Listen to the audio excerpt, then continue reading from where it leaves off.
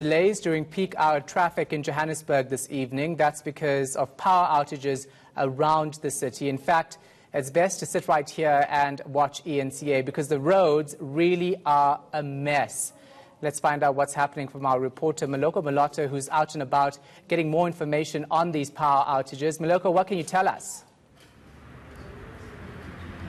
Shahan, hi. We are actually coming to you live from Craig Hall, one of the suburbs here in the Randburg area of Johannesburg.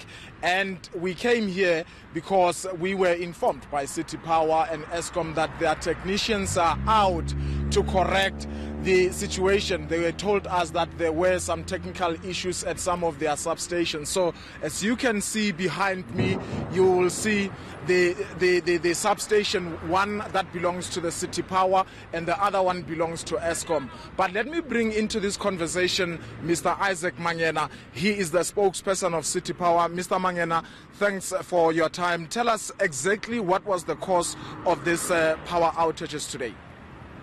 The outage was caused by there was a planned maintenance happening in the north of Johannesburg from one of the Eskom lines, which basically supplies City Power.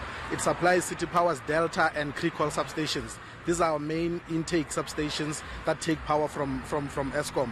So that's why when there was a fault that was picked from Eskom side, it tripped the two intake substations and hence plunging most of Johannesburg central and northern suburbs into darkness.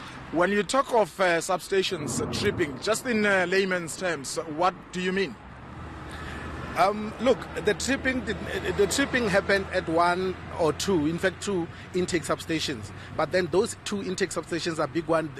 One of them is Creekall and the other one is Delta. That actually supply electricity to most of Johannesburg. I'm talking about at least 20 substations, over 20 substations that are getting electricity from those. So when there is a fault elsewhere, they trip so to protect the equipment, the infrastructure. So that's how it happened, and as such, it affected everyone else, all the substations that I'm talking about. But I'm sure some people would like to know how is it possible that you will have trippings in multiple substations?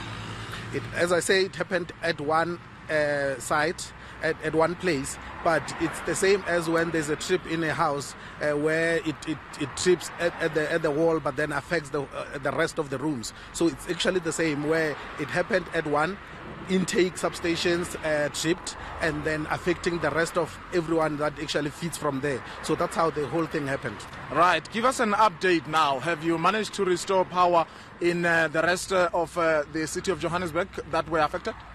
Yeah, several suburbs were affected by this from around lunchtime, but then about 30-45 minutes ago we managed to restore most power to most suburbs, including some parts of Midrand. But I am aware that Allendale is still off. Allendale substation is still off. We have our technicians going there, but going to check whether it's still the problem from previously or this is an isolated matter. But then you'll also understand that there will be those now and then outages that happen every time. So we urge customers to basically log a call on citypower.mobi so that we can be able to dispatch people to check if it's indeed caused by the earlier major outage, or it's just a normal outage that sometimes happen in the city. So, Mr. Mangena, you are telling the people of Johannesburg that in addition to scheduled load sheddings that are implemented by Eskom, they should also live with the fact that going forward,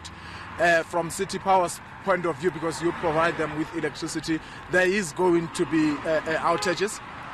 Let me clarify and set on record that today there was no load shedding. We are not anticipating that there will be load shedding today. So because most calls that were coming through were asking whether we were load shedding and why they were not informed. So there is no load shedding. But then yes, we are dependent on Eskom. Eskom supplies City Power and other municipalities across the country with electricity. So that's why when today there was a trip at one of the intake substations, remember also that not the whole of Johannesburg was out. Most of the south was still on. Most of the south, especially Rand Water Board that pumps water into our taps, was still on. That's why there was no after effects with water shortages and other things. So when Eskom has problems, sometimes we do also have problems, especially when it affects large areas like it did today. Isaac Mangena, he is the spokesperson for City Power, one of the entities of the city of Johannesburg. Shahan, let me tell you that just before we came here, actually, we managed to make a turn at one of the restaurants. Actually, we spoke to the manager there, and he was explaining to us his frustrations, saying that he was forced to buy a generator for about 15,000 rand. And he said that generator is not able to give him enough energy. And as a result, he now has to budget for a bigger generator that will cost possibly 25,000 rand. And he was telling us that in order for him to continuously use a generator, he had to make electricity or electrification modification in his building, because he needed to get a compliance certificate so that should there be anything wrong, the insurance will be able to pay. So you can imagine the costs that small businesses have to bear with because of such power outages. Shahan? All right, thanks so much for that. Appreciate it. We'll leave it right there.